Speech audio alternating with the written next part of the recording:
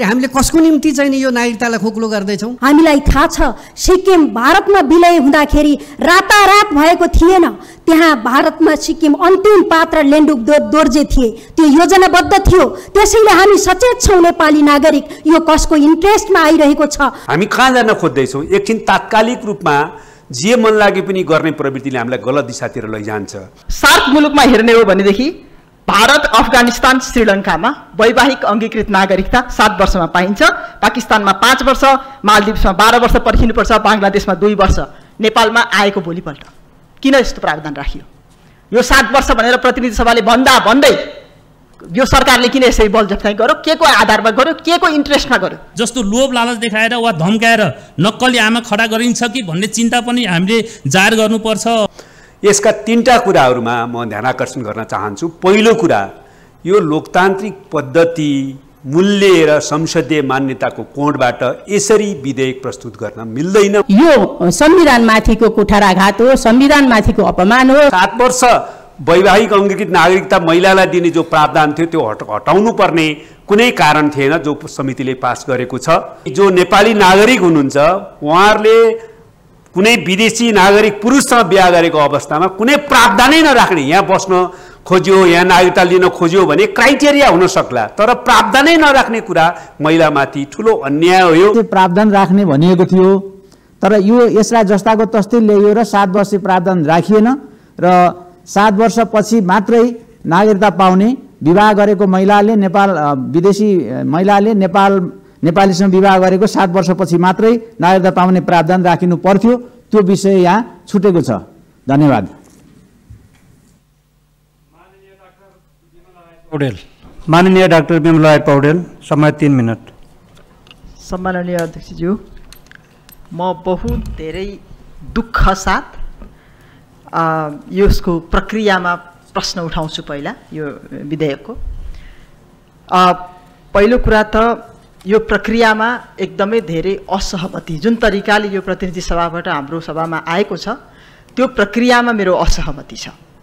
यो विधेयक पहिलाको सरकारले प्रतिनिधि सभामा पेश गरेर 22 महिना प्रतिनिधि सभाको राज्य व्यवस्था समितिमा छलफल भएर एउटा निचोडको अवस्थामा आएर प्रतिवेदन आइसकेपछि अहिलेको सरकारले त्यही प्रतिवेदनमा केही सच्याउनै पर्ने प्रावधान भए त्यही प्रतिवेदनमा संशोधन गर्न लगाएर समितिबाट फिर्ता ल्याउन सक्थ्यो।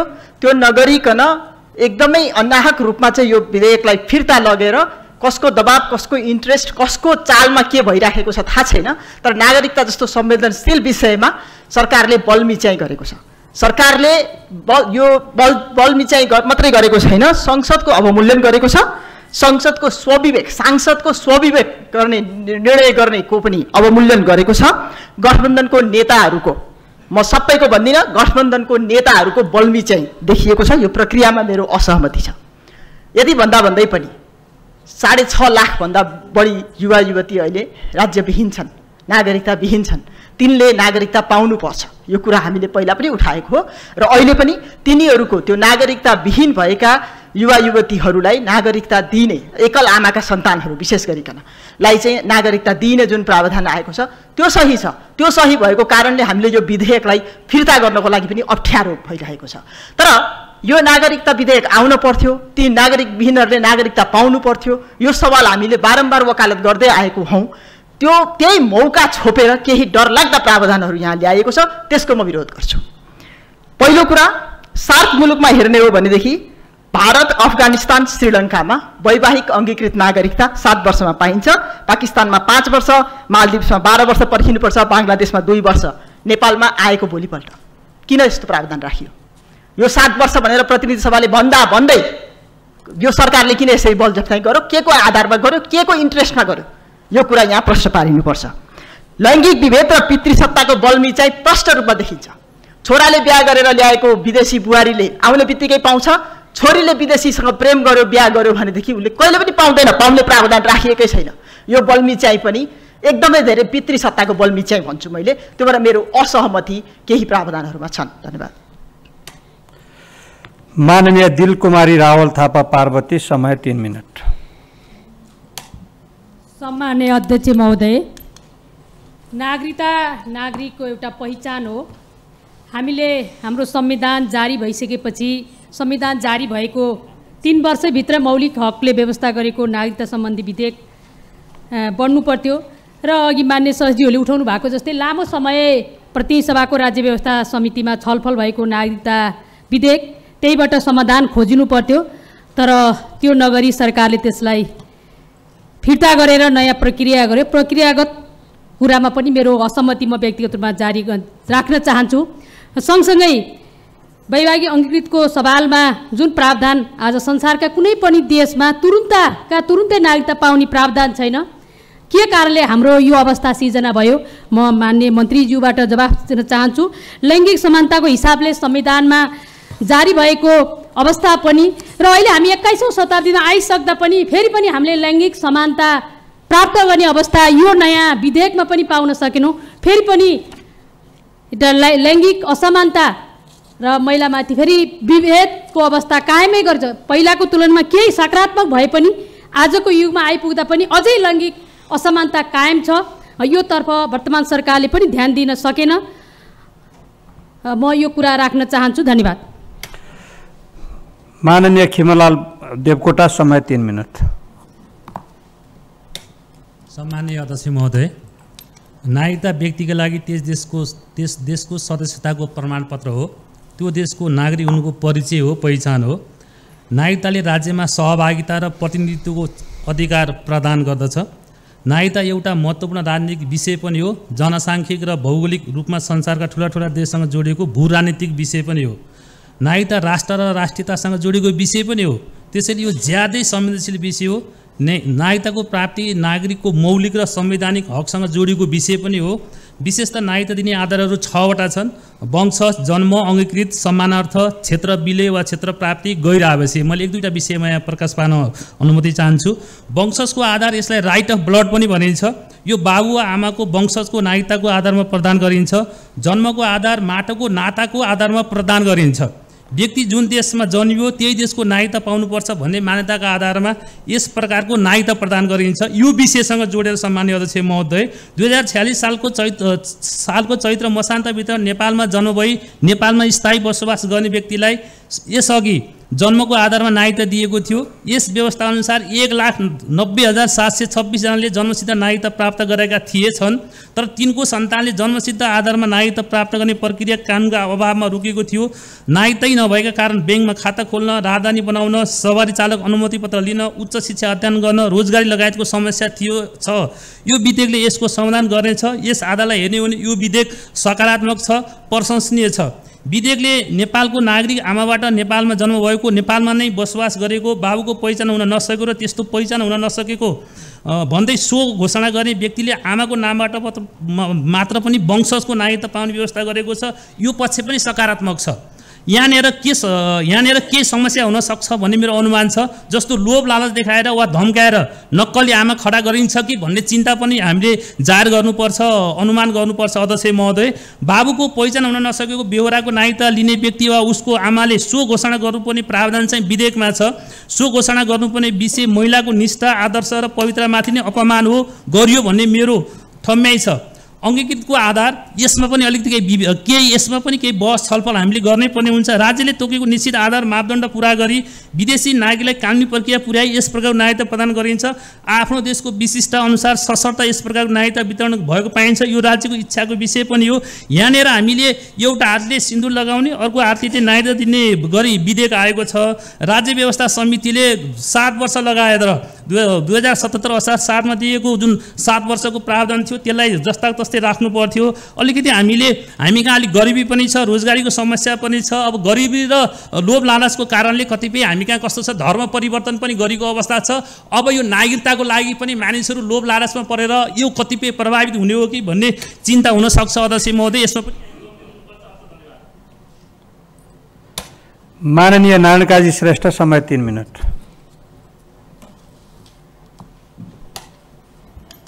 सम्माननीय अध्यक्ष महोदय, मैले यो नागरिकताको विषयमा यो संशोधन विधेयक यस रूपमा यहाँ आइपुग्नुभन्दा अगाडि पनि यही गरिमा सदनमा बोलेको थिएँ।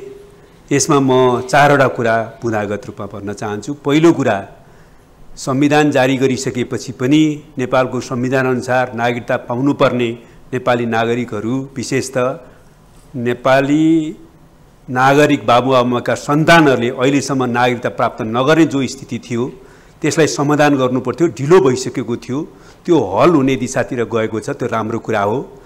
अर्को कुरा, यहाँ जन्म भएको तर बाबुको पहिचान नभएको चाहिँ नागरिकलाई के अरे स्व घोषणाको आधारमा, महिलाको आमाको स्व घोषणाको आधारमा जिने पनि सकारात्मक कदम हो, त्यो पनि आवश्यक थियो, त्यो सही भएको छ।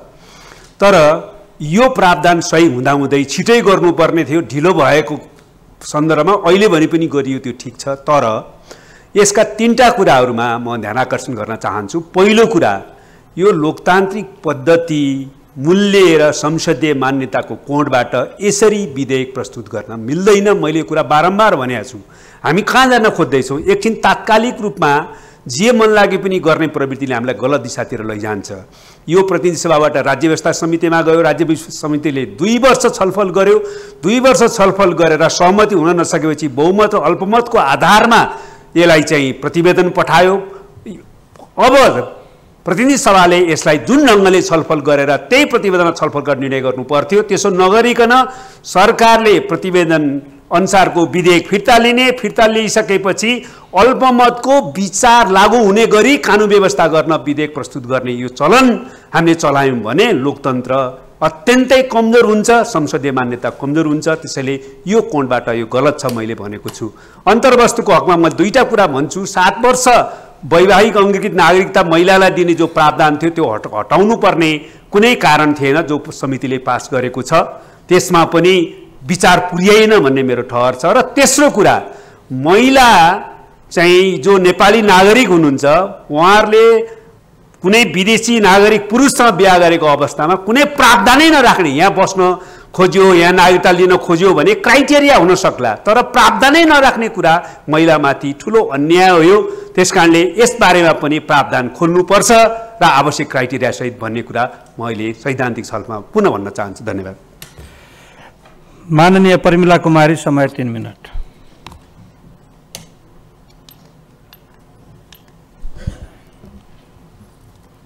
सम्माननीय अध्यक्ष महोदय, प्रतिनिधि सभाबाट सन्देश सहित विधेयक 2079 को विषयमा यहाँ छलफल गर्न लागिरहेका छौँ। यो वास्तवमा जो नेपालमा जन्मेका नेपाली नागरिकहरू अनागरिक भएर बाँचेका थिए, धेरै गुनासो गरेका थिए, तिनका पीडाहरू हामीले सुनेका थियौँ। हरेक दिन हामीलाई फोन गरेका थिए। उनीहरूले पेसा व्यवसाय गर्न पाएका थिएनन्, अध्ययन गर्न पाएका थिएनन्, उनीहरूलाई रोजगारको समस्या थियो। उनीहरूको हकमा लाखौँ नेपालीहरू जो अनागरिक भएर बसेका थिए उनीहरूलाई नागरिकता प्रदान गर्ने राज्यको दायित्व थियो। उनीहरूको हकमा विधेयकमा जुन आएको छ त्यो जायज छ। तर यहाँ प्रसङ्ग उठ्यो, यो जुन वैवाहिक अङ्गीकृतको विषयमा यो अहिले नेपाल तरङ्गित भएको छ। नेपाली जनताले धेरै प्रश्न गरेका छन्, आशंका व्यक्त गरेका छन्। वास्तवमा अरू देशका अभ्यासहरूलाई पनि हामीले हेरेका छौँ।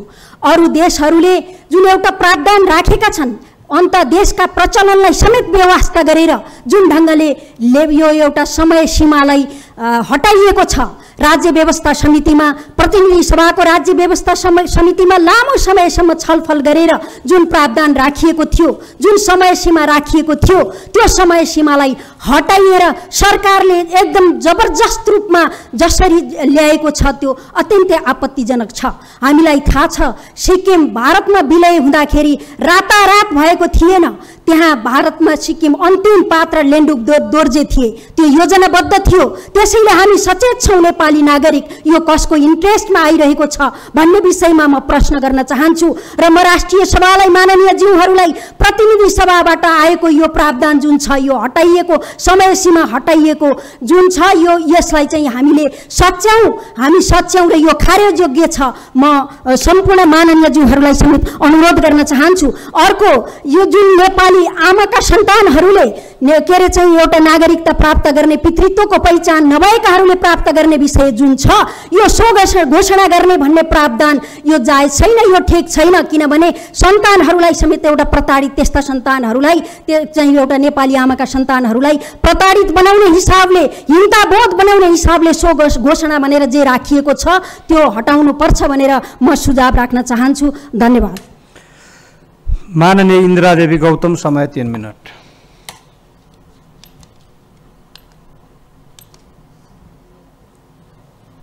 सम्माननीय अध्यक्ष महोदय, यो नागरिकता सम्बन्धी विधेयक आएको छ।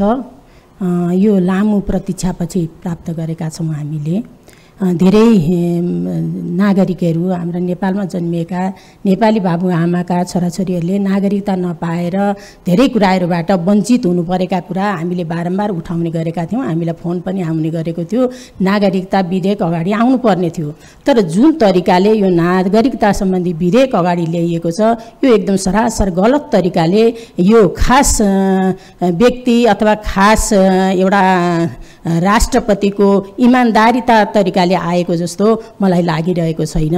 यो विधेयकमा जुन महिला र पुरुषको बीचमा जुन खालको विभेद गरिएको छ त्यो पनि अत्यन्तै गलत तरिकाले गरिएको छ। यसमा जस्तो विवाह गरेर कुनै पनि पुरुषले महिला विवाह गरेर ल्याउने बित्तिकै उसले तुरुन्तै नागरिकता पाउने, अनि महिलाले विदेशी पुरुषसँग विवाह गर्दा त्यस सम्बन्धमा विधेयक नबोल्नु यो अत्यन्तै महिलाप्रतिको गैर जिम्मेवारी अथवा संविधानले दिएका जुन अधिकार हुन् त्यो अधिकारलाई अहिलेको यो नागरिकता सम्बन्धी विधेयकले कुण्ठित बनाएको मैले महसुस गरेको छु।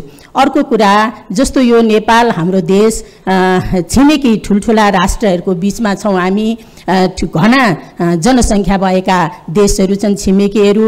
यसमा हाम्रो यो वैवाहिक सम्बन्ध ती दुई देशहरूसँग अथवा दक्षिणतिर अझ बढी हुने र त्यहाँका जनताहरू चाहिँ अब नेपालमा विवाह गरेर आउने र यताबाट पनि विवाह गरेर जाने जुन प्रचलन छ, यताबाट विवाह गरेर गएका नेपाली चेलीहरूले चाहिँ उहाँ गएर केही वर्ष पर्खिनु पर्ने, तर यता विवाह गरेर ल्याउने बित्तिकै चाहिँ नागरिकता जुन पाउने तुरुन्तै पाउने प्रावधान हामीले राखेका छौँ। यो नागरिकतालाई यति सस्तो नबनाऊ, अलिकति यसमा पनि केही मापदण्डहरू राखौँ, केही समय प्रतीक्षा गर्ने वातावरण बनाऊ कि नागरिकताको एउटा महत्त्व पनि हामीले झल्काउँ र यतातिर चाहिँ हामी अलिकति संवेदनशील हौँ। यो राष्ट्रियतासँग गाँसिएको विषय हो, यो नागरिकता यसरी खेलच्याक्राइ गर्ने विषय होइन। ठिकै छ, विवाह गरेर आएर केही समय बसिसकेपछि नागरिकताबाट वञ्चित हामीले गर्नु हुँदैन, एउटा मापदण्ड राखेर नागरिकता दिउँ। नेपालमा जन्मिएका बालबच्चाहरूले पनि आमा बुवा नेपाली नागरिक भइसकेपछि उनीहरूले पनि नागरिकता प्राप्त गर्नुपर्छ। तसर्थ यो नागरिकतालाई यति खुकुलो नबनाऊ र महिला र पुरुषको बीचमा जुन नागरिकता सम्बन्धी विधेयकले विभेद गरेको छ यो संविधानमाथिको कुठाराघात हो, संविधानमाथिको अपमान हो र सिङ्गो महिलाहरूप्रतिको अपमान मैले महसुस गरेको छु। हस्त, धन्यवाद। माननीय गोपाल भट्टराई, समय 3 मिनट।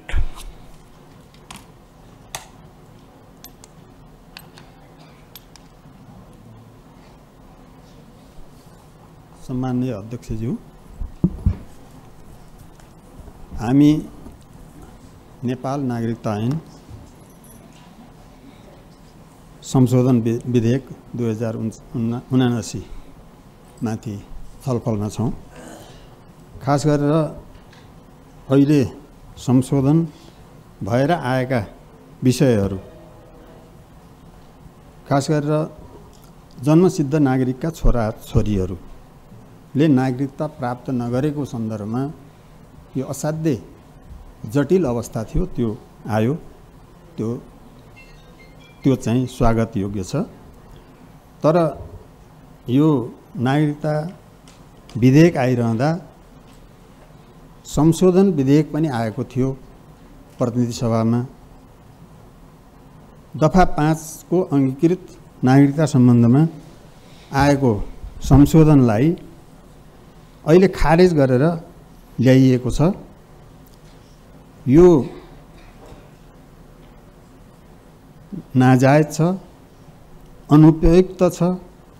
त्यसो भएको हुनाले यो व्यवस्था खास गरेर 7 वर्ष भनिएको भए पनि 7 लाई 5 गर्न सकिँदो हो, 4 गर्न सकिँदो हो। यहाँ आउने बित्तिकै प्राप्त गर्ने गरी नागरिकता प्राप्त गर्ने गरी जुन प्रावधान छ त्यो प्रावधानलाई संशोधन गरेर आउनु पर्थ्यो भन्ने मलाई लाग्छ। र हाम्रा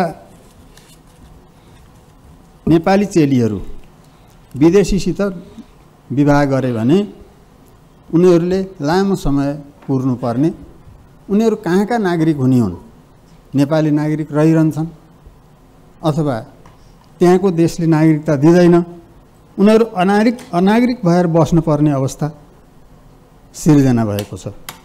तर विदेशबाट आउने महिलाहरू तत्काल नागरिकता प्राप्त गर्ने, त्यो पनि प्रक्रिया सुरु गरे उता चाहिँ नागरिकता छोड्ने प्रक्रिया सुरु गरे मात्रै पनि हुने, यस्तो नाजायज प्रक्रियाबाट जुन नागरिकता दिन खोजिएको छ यो नाजायज छ, गलत छ भन्ने मलाई लाग्छ।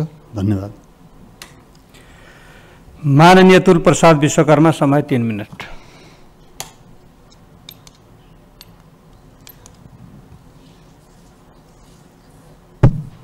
सम्माननीय अध्यक्ष महोदय, यो नागरिकताको विषयमा यहाँ जुन किसिमले यो आएको छ यसमा कतिपय गम्भीर त्रुटिहरू चाहिँ रहेका छन्।